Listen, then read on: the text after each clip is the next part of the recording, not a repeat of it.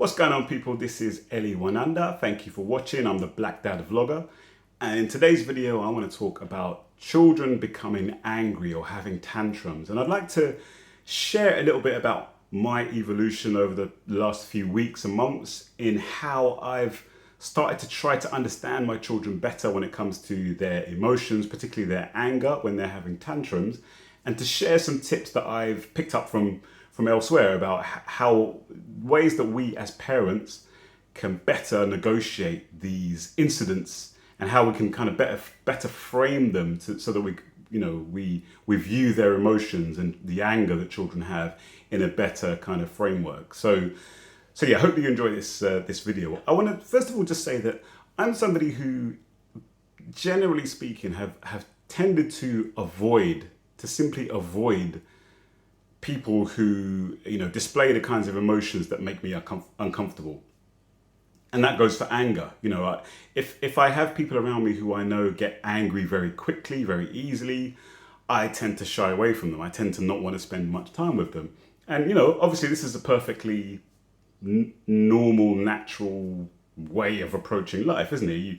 You don't spend time around people that don't make you, that make you feel bad, basically. And that's fine. But I think when it comes to now being a parent, now being a dad myself, you can't just not spend time with your child when they're being angry, or not spend time with your child when they're annoying you. You have to be with them. You're their father, you're their mother, whatever. So you need to take care of them, and you need to work through them, help them to work through their emotions as best as you can. So I had a situation yesterday with my eldest's, temper tantrum, if you want to call it that. That's how we call it now. There's probably better ways of terming that kind of behavior, but temper tantrum is how most people will understand it. And it was a very simple situation. He didn't want to eat the food that we put on the table for him, and so he started getting angry about it, and he started going "Arr, arr," like banging, not banging per se, but just like kind of raging and complaining and so forth. And we've tried to actually started to have a mindset that it's okay for him to be angry, and for both of my boys to be angry. It's okay to be angry. Express your anger. That's fine, but don't take it too far. There's got to be some kind of appropriate limits to this expression of anger. And so we tried that, and he kept on doing it. So we put him out into the hallway to sit on the step to calm down, basically. And it escalated, basically. Escalated. He wasn't, whereas I was trying to reason with it, we're trying to reason with him, saying, okay, well, what do you want to eat, son? And he's not really expressing himself properly, and just getting more and more frustrated and so forth. And so it was a whirlwind of emotion that ended up, I shouted at him at one point, and he was really, really crying throughout it. And it was overall a very annoying and, for me at that time, very annoying and very tough situation. He calmed down, obviously, and eventually he was fine about it. Where I'm someone who, I'm very emotionally sensitive. I pick up on people's emotions. I pick up on their energies. This is something that I've learned having been married now and being a parent, a father. I know this now because, like I said beforehand, I'd probably been someone to just distance myself from people if they were just getting on my nerves. Whereas now I'm with my wife and my sons all the time, and you can't just do that. That's not how you live a family life. So yeah, that got me thinking and got me reading around with regard to anger in children, and how best to sort of think about it when children are being angry, and what kinds of things we can do as parents to kind of, to work through those situations. And I came across a really interesting article on Psychology Today. It was released in 2013, October 2013. But for me, reading this was like a whole load of light bulbs were going off as I read through it. And I want to share this article with you, bits of this article with you now, because I think it'll be really helpful.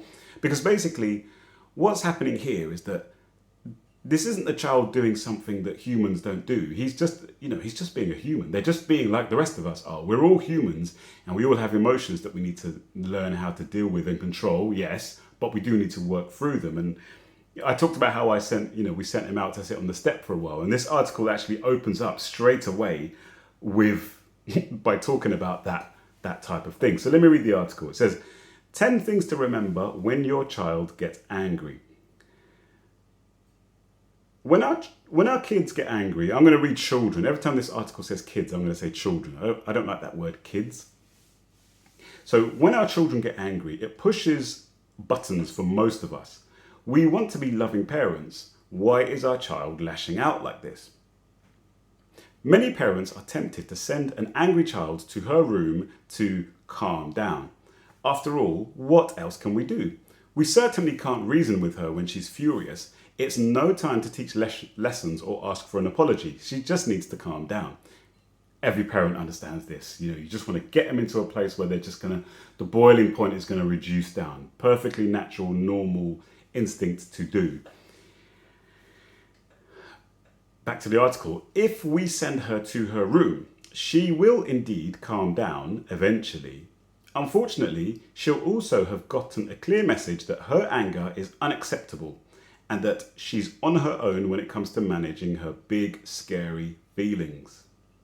No wonder so many of us develop anger management issues as adults, whether that means we yell at our children, throw tantrums with our spouse, or overeat to avoid acknowledging angry feelings. So what can we do instead when our children are angry?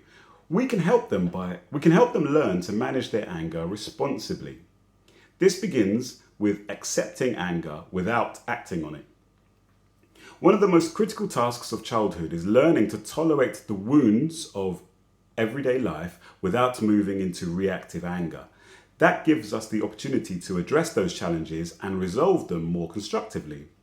Children don't learn this through banishment, but by us teaching them to honour all their feelings while being responsible for their actions. So, big statements there, and that makes so much sense, doesn't it? Actually, that makes so much sense. I suppose one thing, my wife mentioned this to me the other day. A good thing to think is if you were dealing with an adult with a particular situation, whether it be, anger or whatever it might be. Would you do that to an adult? Would you, for example, if you're talking to your friend and they're getting angry, would you say, right, go off to your room, stay there, go somewhere else on your own until you've learned to calm down? I mean, maybe, but it sounds odd, doesn't it? It sounds weird. You wouldn't do that to an adult. You wouldn't require an adult to go off on their own. What would you do? You'd seek to talk to them. If, within limits, of course, but you'd seek to talk to them. You seek to work through it with them. And that makes sense to me with regard to children. You don't want to just go off on your own. You've got all of this emotions and feelings bubbling up inside you. You don't know what to do with them, so you're lashing out. Okay, we'll do it on your own. That's a light bulb moment for me, actually. That's something I'm like, okay, yeah, I get that. So it says, when your child gets angry, 1, take a deep breath. Remind yourself there is no emergency. So true. One of the things I do too much, I think, as a dad, is that I too often think that every single incident, every single flashpoint is like, I've got to teach this child a lesson that's going to serve them for the rest of their lives. I've got to, I see situations and incidents as learning tools for them, where I've got to make a point rather than actually, look, this, there's going to be hundreds of these in the next just a couple of weeks or whatever. Just relax. It's not the end of the world. First and foremost, calm down. That's my thing. Just calm down. I'm generally a calm person.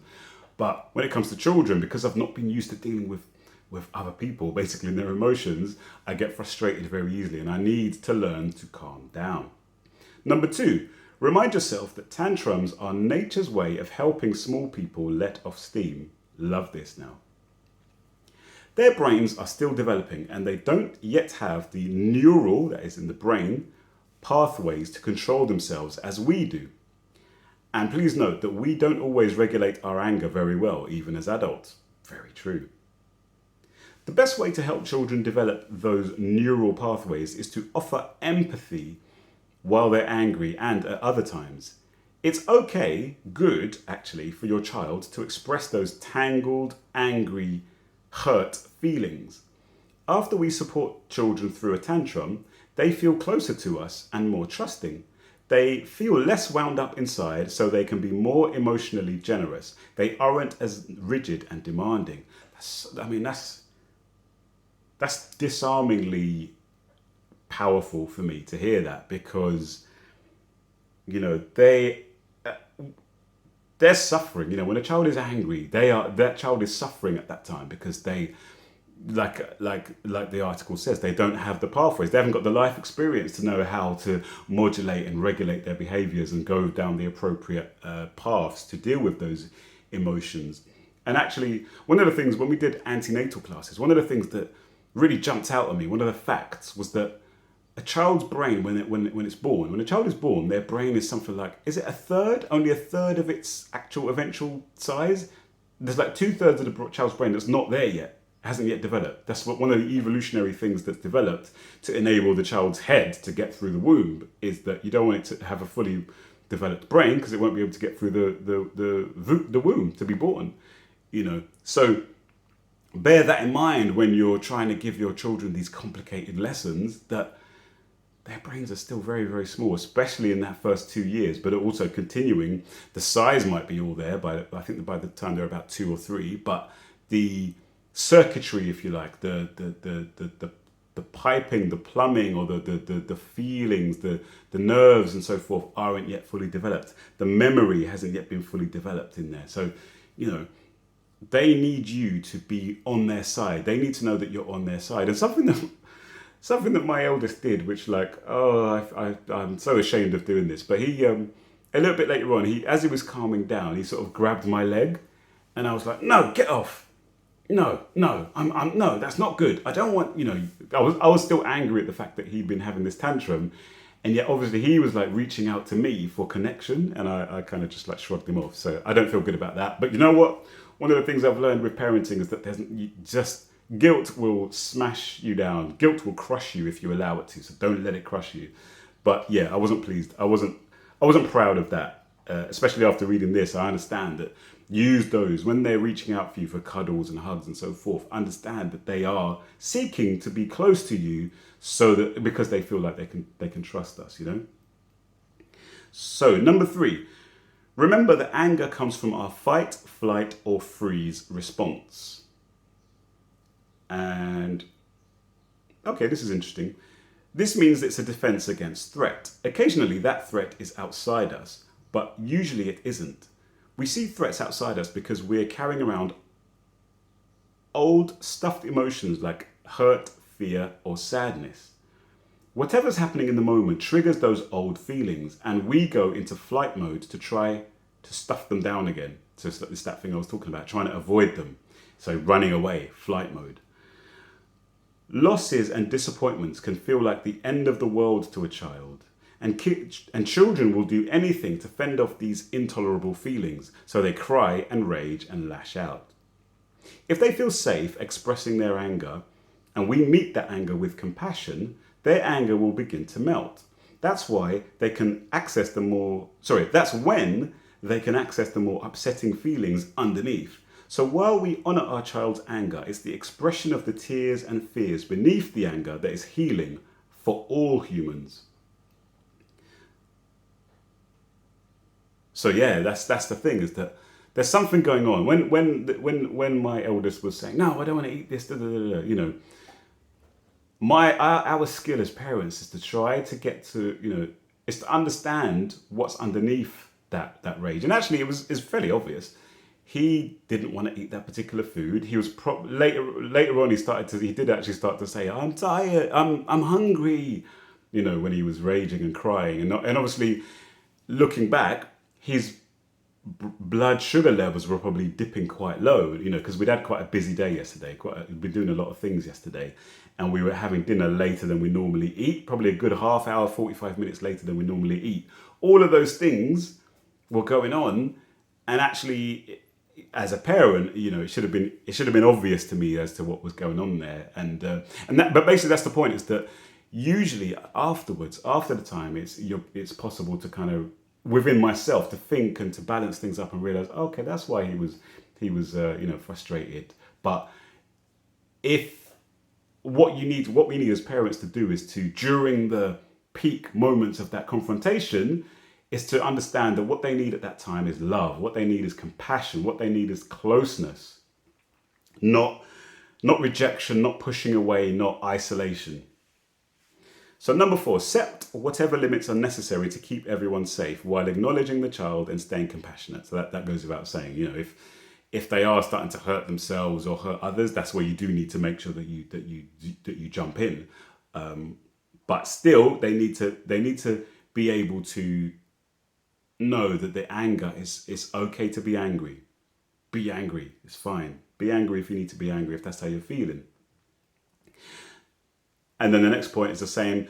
Number 5, set limits on actions, not on actions only, not on feelings. This is good.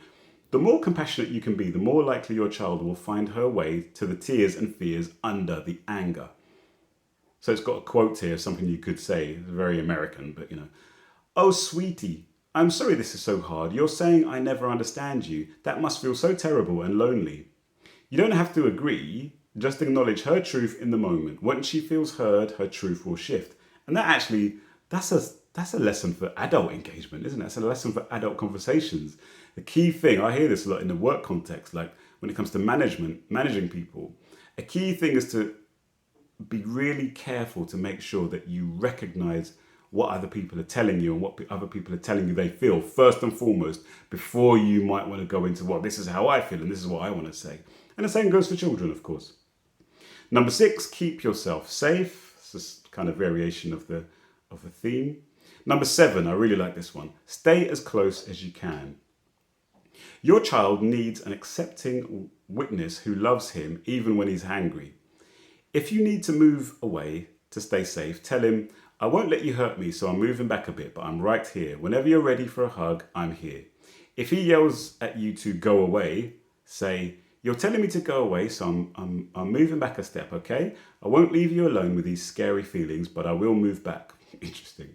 This kind of parenting advice is very challenging, isn't it? It's very disarming because it's encouraging you to not turn it into a confrontation, but rather to focus on being close and focus on being connected to your child while they are in the middle of these emotions. Number 9, this is a real big one. Don't try to evaluate whether he's overreacting. Of course he's overreacting, but remember that children experience daily hurts and fears that they cannot verbalize and that we don't even notice. They store them up and then look for an opportunity to discharge them. So if your child has a meltdown over the blue cup and you really can't go right now to get the red cup out of the car, it's okay to just lovingly welcome his meltdown. You can usually tell when your child just needs to cry. So that's a key thing as well. Like yesterday, one of the things I was doing was like, in the middle of the crying and the raging, I was trying to be like, oh, son, so you're wanting this, but you can't have that. So what food do you want? I kept on saying, what do you want to eat then? I was saying, are you hungry? Do you want to eat? And he'd be like, yeah, well, you need, and I was saying, you need to stop crying then. And I was saying, what? You just need to stop crying. If you're hungry, you need to stop crying. And that wasn't the time or place for that because he was in the middle of the meltdown, So that's the point, that when they're in the middle of it, don't try and analyze it too much. That's not the time and place for it. And then the last one, number 10, acknowledging her anger will help her calm down a bit. And that's the point. And I love that. I love that general approach because it's almost like, when they're angry, when they're in the middle of a tantrum, your job is to be calm. Your job is to be loving. Your job is to be there, is to be close with them. Your job is not to analyze. Your job is not to fight or flight. Your job is just to be close, just to love, just to provide that safe environment with you close to the child for them to know that anger is fine to express it, but then building that trust in them so that they know that you're there with them and you're there for them and you will enable them. You're allowing them, and it's fine. Letting them know that they can trust the situation. What's the word? Yeah, the aim of the game really, when these tantrums happen or when they're in the middle of rage and so forth, the aim of the game is trusts. Let them let them learn to trust you. Let them learn to trust that when they're with you, they can express their feelings. Let them know that you are hearing them, that you're acknowledging their feelings, that you're acknowledging their fears and so forth. And then when the situation calms down, which it will calm down in 99% of the time for 99% of the children, I'd imagine. They will calm down. And then that's going to be the time where you can sit down and start to talk through things a little bit. And having them having calmed down and them having kind of had that lesson that you are there for them and you've got their corner, you've got their back, you're with them.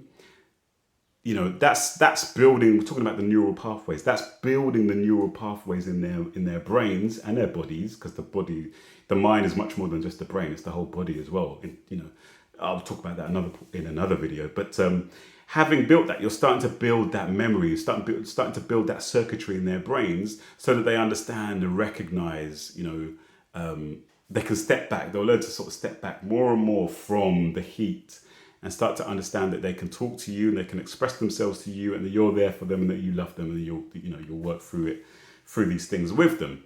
So yeah, that's all I wanted to share really with regard to temper tantrums. They're hard work to deal with, but if we seek the higher ground as parents, I've seen examples, I've seen the lessons in that controlling our own rage, controlling our own anger, actually, when faced with their anger, is the key to teaching them and teaching ourselves how best to kind of negotiate, you know, these emotions and so forth. So once again, children are just mirrors. They're mirrors. They're like, they show you so much about yourself, and you know, it's such a, at times, hard work, but it's such a fantastic learning journey, because we learn so much about ourselves as we're learning about how to parent, and as we're learning how to negotiate these day-to-day kind of challenges that we have. But anyway, thanks for watching. This is Ellie One Under, once again, the Black Dad Vlogger. Let me know your thoughts on this, actually. If you're a parent or if you've got an experience with children,